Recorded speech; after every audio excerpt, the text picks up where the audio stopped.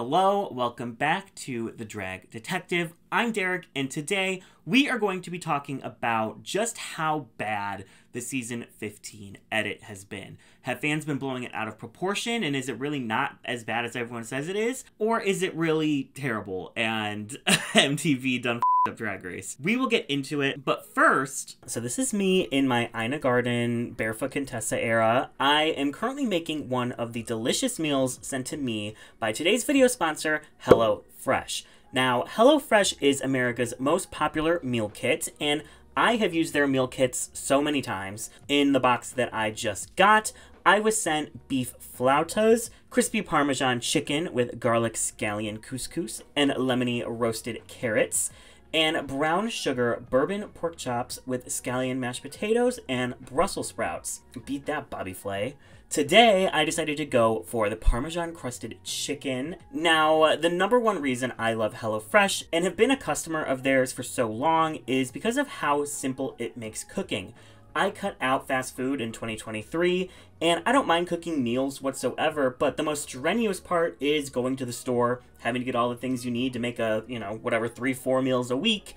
It's stressful, I always forget something, and so the fact that HelloFresh just sends you everything you need right to your door makes my life 1 billion times easier. And I'm not the pickiest eater on planet Earth, but I definitely am not someone who eats anything and everything. So HelloFresh's customization options when picking out your menu are everything to me. And everything is shipped to your door in less than 7 days, so you don't have to worry about anything not being fresh. And if you're saying, Derek, I'm no Ina Garden, I'm not feeling my Food Network fantasy, that's okay. Their recipe cards are so easy to follow, and everything is pre-portioned out, so you just gotta throw it all together, follow the recipe, and BAM! You have yourself a tasty dinner. So if you want to try HelloFresh for yourself, go to HelloFresh.com and use code DRAGDetective65 for 65, shocker, % off plus free shipping. So thank you so much, HelloFresh, for sponsoring today's video. So when making this video, I thought the best thing to do would be to compare it to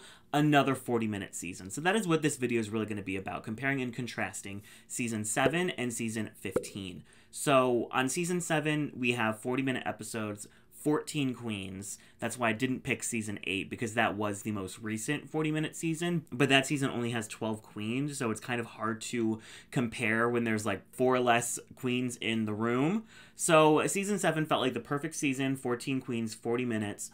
It's not going to be a 1-to-1, obviously, because season 15 has 2 more girls, but I think it gave me enough information to make this video make sense. If you've been following my Instagram, I've been doing confessional counts and edgic for this season. If you don't know what edgic is, I'll put a video right up here in the corner of one of my favorite Survivor channels. I think it started in the Survivor community to look at the edit of the season and how that kind of tells us where the story is going. But I've been using it this season of Drag Race to really kind of figure out what editors deemed important enough to make the episodes. Because, as we know, this was not the plan from the jump, that it was going to be 40 minutes. This was given to them after the season had already finished airing. So as an editor, you then have to sit there and say, okay, what is not going to make the cutting room floor, the cutting room runway, if you will, and what is. And based on that, I think it's important to look at what they want us to think about the queen. Based off that, you can get a pretty good indication of who's going to make it a while, who they care about, who they want you to care about, who has a shot at the crown. So now more than ever, I think edgic is great to determine the future of the season of Drag Race and really what they want us to know about these queens. So I watched the first 5 episodes of season 7, also kind of double dipping because the riggery of season 7 is coming soon. And after rewatching, I was like, oh wow, we have a lot to talk about for that video. So the first 5 episodes of season 7, and we're going to be looking at 5 episodes from season 15. We're going to skip the double premiere because that was like a 2-hour whatever. We're going to start with episode 3, 4, 5, 6, and 7. The episodes that we're looking at for season 15 will always have 1 more queen in them than the ones that we're looking at on season 7, but I still think in general that's a pretty close thing to be comparing. It's not anything crazy. So our mission statement for today, I guess you could say the hypothesis I'm trying to determine is, are the old episodes of Drag Race, the old 40-minute episodes, just as, I guess, what the fans would deem lacking in story as the ones we're getting on season 15. And my hypothesis was, I think that they're probably very close. And I think that we have just been spoiled with the 60-minute episodes because we're getting less, we're deeming it as less. But back when we had it, and that was the only thing we had, there was no issues because we didn't know what we were missing. That's my hypothesis. And I did a couple things to try and determine the scientific method, bitch. I went there. I did it. I couldn't even tell you what that is. But the first thing that I did to determine this was confessional count, because who is getting confessionals is important to who's getting story or who's getting to narrate things. And the first thing that caught my eye was the number of queens who got 0 confessionals in an episode was very far off. So on season 7, in the first 5 episodes, there are only 5 instances of a queen getting 0 confessionals in an episode. Kennedy doesn't get one in episode 2. Jade Endure Fierce doesn't get one in episode 2. Jasmine Masters doesn't get one in episode 2. Miss Fame doesn't get one in episode 3. And Candy Ho doesn't get one in episode 3. And that's it. That's it. If we look at season 15, we see a lot more zeros. There are 15 instances of queens not getting a confessional. And looking at this chart, it's a lot of the same queens. Lucy LaDuca, Marsha, Anitra, Robin Fierce. We're seeing a lot of red here. And that, I think, is the first glaring issue. Obviously, there's more queens here, so they have to kind of give out the screen time a little differently.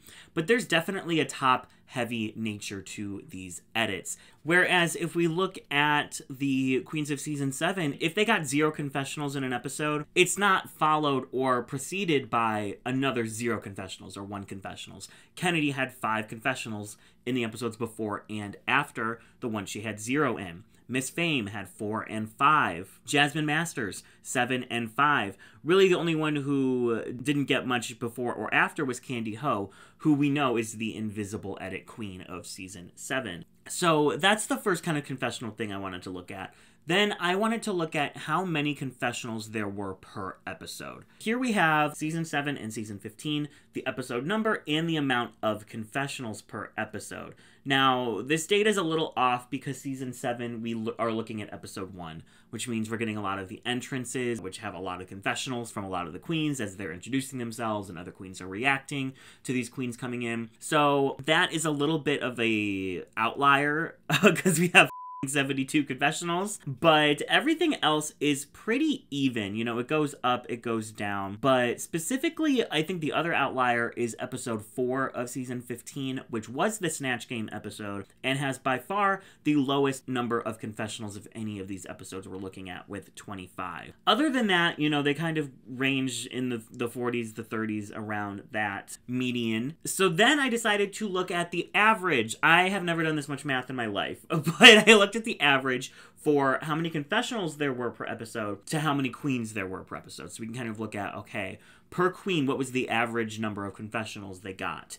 And again, looking at these numbers, it's not super telling. Again, we have the same outliers with season 7, episode 1, and season 15, episode 4. But other than that, it all kind of just ranges between, you know, the 2s and 3s and 4s for how many per episode. So I wasn't getting a ton of information there. It really didn't seem like anything crazy when it came to the number of confessionals or the average number of confessionals per episode. So I decided to go even deeper. I basically went through every episode and would say what the queen's storylines were for that episode, if they had one, what the edit was trying to tell us about these queens. And then from all of that, I compiled a list of what I consider to be the queens that were important to the edit and the queens who weren't important to the edit. The queens who were getting content, whether it be positive or negative, or about the competition or about their personal lives, or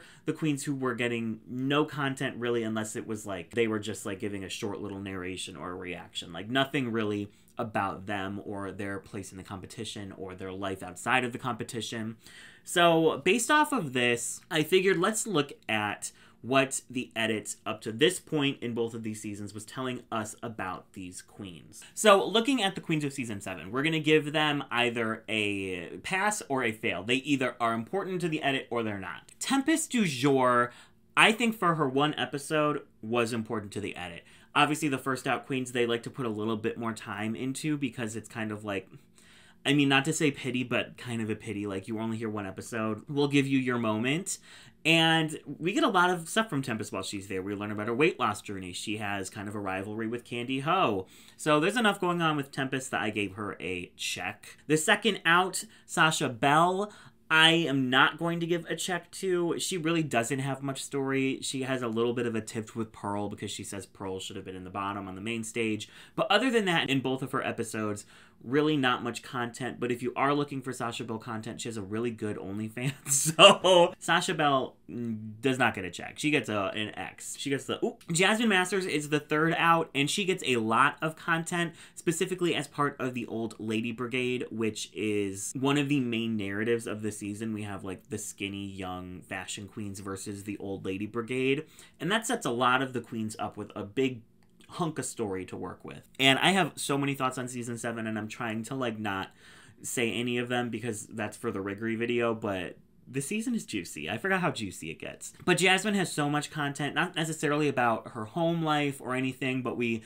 see her friendship with Kennedy Blossom, we see her Old Lady Brigade stuff, we see her kind of having issues with the younger girls. Jasmine gets a lot of content. She gets a check. Trixie Mattel, who goes home in episode 4, and we're only going to look at the first 5 episodes, so she's, you know, axed in this case. She gets enough content that I'm going to give her a check. I think that they could have focused more on her friendships outside of the show with Pearl and Max, and it would have really added to the dynamics on the show, but they don't. But we learn about, you know, her boyfriend at the time, not David, and how his family doesn't like her drag. We learn about what she does with her drag, how it's, you know, this like larger than life Barbie, blah, blah, blah. We get a lot of content from Trixie, specifically on her thoughts on the other queens and things going around, so she gets a check. Next, we have Kasha Davis, who I'm also going to give an X to, because even though she's part of the Old Lady Brigade, she really doesn't get much content at all, like literally at all.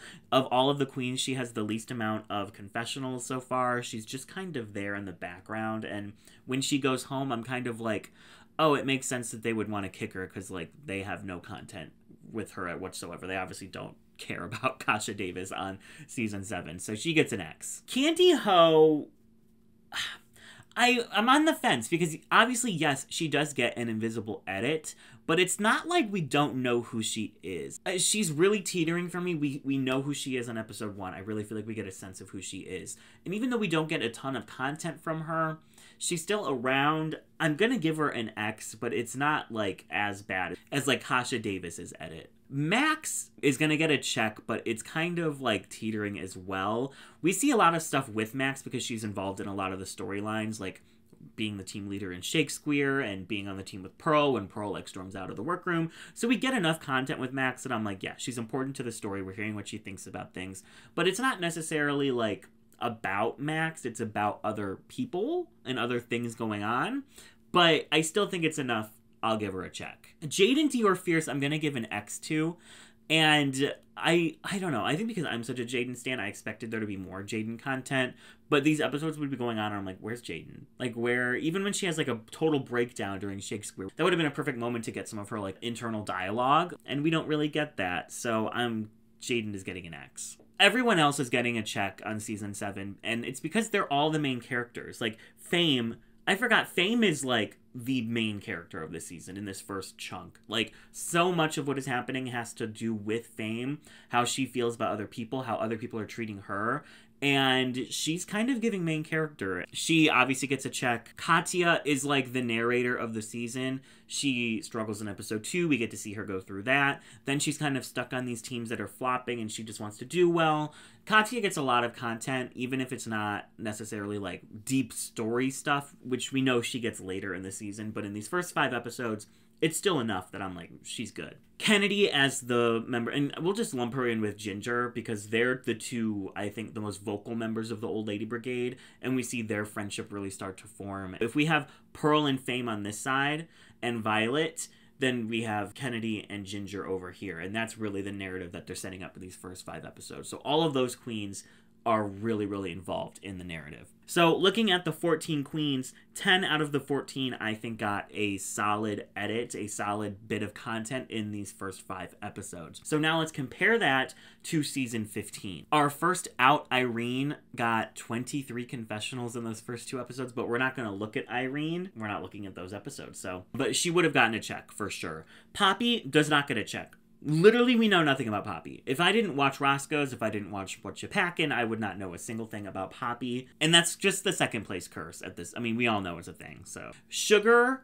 and, we'll just lump Spice into, both of them got so much content. And maybe now Spice is getting less, but in these first 5 episodes that we're looking at, they got a lot of content. There are storylines about, where they came from and their take on drag and how different it is. It was a big part of the storyline. Amethyst, I think I probably should give her a check because she does get content, but her content is just so surface level. Like, I want to do better in this challenge because I flopped last week. I don't want to be in the bottom this week. I want to do well in Snatch Game because and we're not getting anything deeper than that. And it really felt like they were only showing Amethyst when they needed to be like, oh, remember her? She was in the bottom a couple times. Oh, she did okay on Snatch Game, but she was just safe. Oh, now she's struggling with this. She's probably going to go home. Maybe I should give her a check, but I just felt like her content was so surface level that I'm giving her an X. Robin Fierce, also getting an X. Literally nowhere to be found. What do you know about Robin Fierce from the show? She f***ed Amethyst. Nothing else. Aura Mayari, I'm also giving an X to because we know nothing about her. Even her, bro-y moments we didn't get enough of where it felt like a consistent storyline for her. She was just there a lot of the time, even in the episode that she won. Even the episode that she went home. So this is cutting off episode 7, so we're not counting the lip sync Lollapalooza. We're only going up to Daytona Wins Part 2 Electric Boogaloo.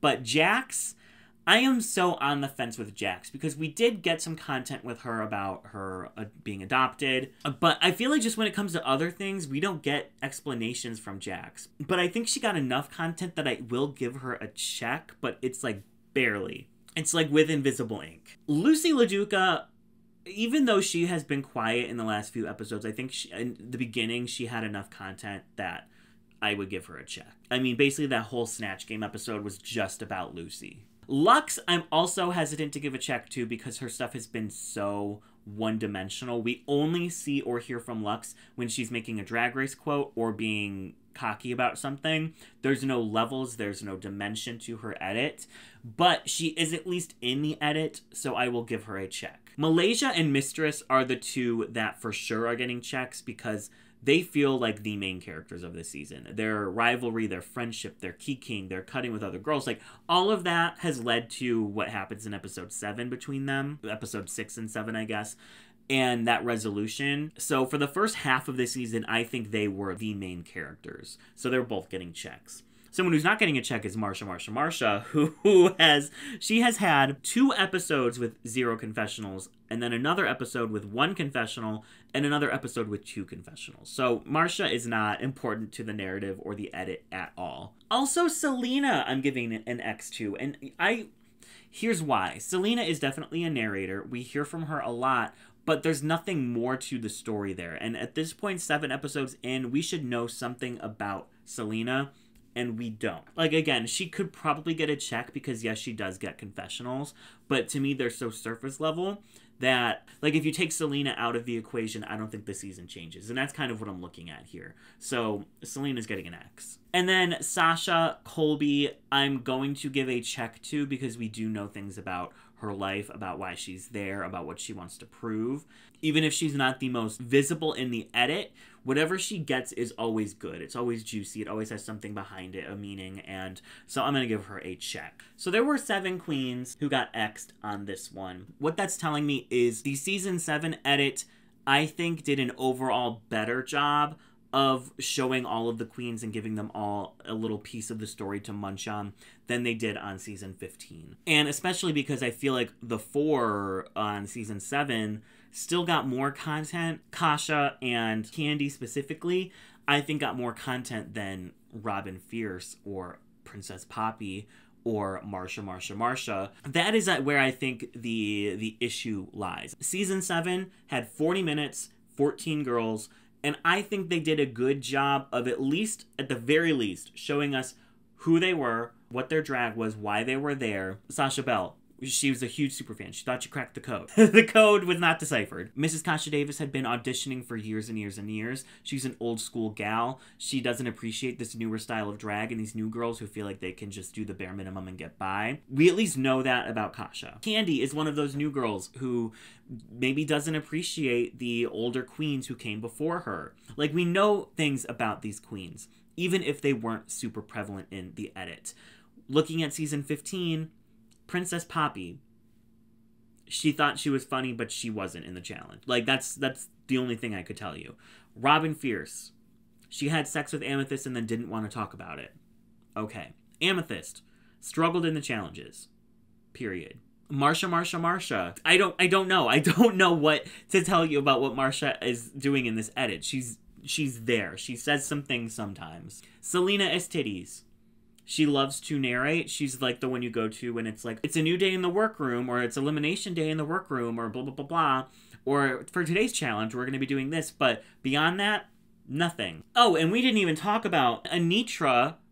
I'm giving an X to, because Anitra has had nothing to do in the edit whatsoever. Finally, in this lip sync episode, we see a little bit, but it's still not anything beyond surface level. And for someone who won the first challenge, who's been doing consistently pretty well, she is nowhere in the edit, so she is getting an X. I mean, that first episode, one of the greatest performances we've ever seen on the show, and then when it comes after that, crickets. Literally crickets. Anitra, her confessional count, literally goes 14 confessionals in the premiere, which is average. Then she has 0, 0, 2, 2, 0 again. Like, Anitra has nothing to do in this show. And for someone who's doing so well, that's kind of suspicious if you ask me. And like, even Jax, who was really struggling for a while, I don't feel like we got enough content from them to get to know them super well, or to like really understand where they were coming from in the challenges, or what, I don't know. At the end of the day, I think there was a lot more content on season 15 that we are missing out on. Obviously, with these, they cut 20 minutes out of the show, but I'm not sure that they did a good enough job at spreading the wealth when it came to the edit. And, looking at the follower counts for some of these queens on season 15, it's like, they're pretty low. And obviously we've seen them go lower and lower throughout the years, just because you can't be following 200 drag queens, 300 drag queens. Like, a normal average person who's not running a Drag Race fan account or anything like that is not going to be following 200 or 300 drag queens. But this season, it feels especially low. And I do think it's because the edit isn't making us care about many of them. Even Anitra, who I love as a drag performer and who I am excited to see every week in the challenges, I don't feel an attachment to her from the show, because the show isn't putting in the work to make me feel any attachment. And for the amount of work that these queens put into just getting on the show, you would hope then to be able to watch your story back and say, oh, that felt like a good adaptation of what happened, or a good recap of what happened while I was there. But I feel like a lot of these queens are probably watching this like, I had so many things happen to me in this challenge that went wrong, and it was a whole storyline for me and a whole ordeal, or I had a fight with this queen, or I had a disagreement here, or we had a good talk about this in this episode and it's nowhere to be found. I just get the sense that, especially watching the Roscoes, that these queens are watching it back and feeling like their stories aren't being told. And just me watching as a viewer, I feel like their stories aren't being told. Everyone who comes on the show has something to share, has a story or a lesson or something. And we're not getting that from many of them. Even Sasha Colby, who is the motherfucking Sasha Colby, has only had one real talk about her journey, about trans representation on Drag Race, about how trans people have been treated. I mean, she is the oldest queen on this season. She has so much wisdom and knowledge and experience to share with the queens, with the viewers, and we have gotten barely any of that. And obviously, there's plenty more season left to be had, But for this first half, I do agree that it does not compare to what we used to get on the season 7, season 6, season 5. These seasons with 40-minute episodes, it still felt like we got to know everybody. Even if some people it was a little less than others, it still felt like I have a sense of who you are. Watching this season, I didn't get a sense of who Robin Fierce was. I didn't get a sense of who Amethyst was or Princess Poppy.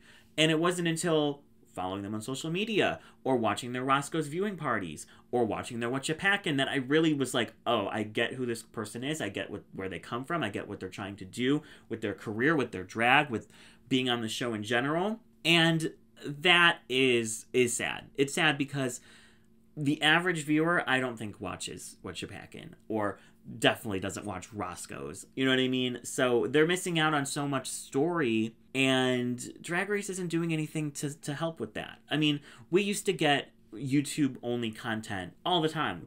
Deleted scene, or cut scene, or here's extra footage of reads, or here's extra footage from this challenge, and we don't get that anymore. And this would be the season to do it, because there is so much cut footage. And it's weird to me that Drag Race and WoW specifically saw the response to getting the episodes cut shorter and didn't think, well, if we can't do anything about it now because the deal's been made, we're doing 40-minute episodes regardless, but we'll just put up, like, here's a 3-minute clip that you missed that we would have included if we had more time on YouTube. Like, here's moments from Snatch Game that you missed. Here's more extra reads that you missed. Like, things even then that we used to get with the 40-minute episodes, we're not getting that as a compensation for this downgrade that we got on season 15 when it came to the content that they were delivering to us. So at this point, I feel like I'm rambling, but my hypothesis was kind of not right. I thought it was going to be pretty close in the content that we were being given between season 7 and season 15, but really looking at it and watching those episodes of season 7, I haven't finished. I'm going to finish, so I can do the Riggery video, but I left episode 5 of season 7 feeling like I knew pretty much everyone, even queens like Jaden, who didn't get a ton of content. I get where her story is going, and I know that from memory, we get more of her story later on. Really, the only queen that I would consider an actual flop on this edit is Sasha Belle. Where we're at on season 15, I still feel like most of the girls who have left already, I didn't really get to know. And that's sad. And it's sad for their careers because you don't get the followers if you don't get the content on the television show. And without the followers, you don't get the opportunities that are given to queens from the show. It's all connected. And I don't know. I just feel like these queens are kind of being set up to not be... The show should set them up to be able to launch their career and be in the best position possible. And I feel like they're not doing that for these queens. And that's sad. This was just kind of a ranty video I decided to throw together. Yeah, it was interesting to do this little comparison and let me know what you think about where we're at with the edits. I mean, I think everyone's on the same page. This point has been talked about literally so much, but I just wanted to kind of take it in a new direction, the conversation, and making this comparison felt like the natural progression. Like, let's see really how bad it is. And it's bad. Well, if you have made it this far, thank you guys so much for watching. If you would like to subscribe to this channel, that would be very much appreciated. And the links to all of my social medias will be right here. Make sure you follow me on Instagram for all kinds of polls about season 15 as it airs, which are always on my stories. And even though I'm currently in a Twitter purge, I will still tweet things here and there. And I'm very, very excited for my first ever collaboration with a queen from Drag Race on this channel, which will be coming later this week. So watch out for that. Make sure you subscribe so you don't miss it. Super excited. Already been filmed. And it was a blast, so I cannot wait for you guys to see it. And again, thank you so much to HelloFresh for sponsoring today's video. If you want to try HelloFresh for yourself, go to HelloFresh.com and use code DRAGDetective65 for 65% off your order plus free shipping. So I think that is everything. Thank you guys so much for watching, and I will catch you all in the next one.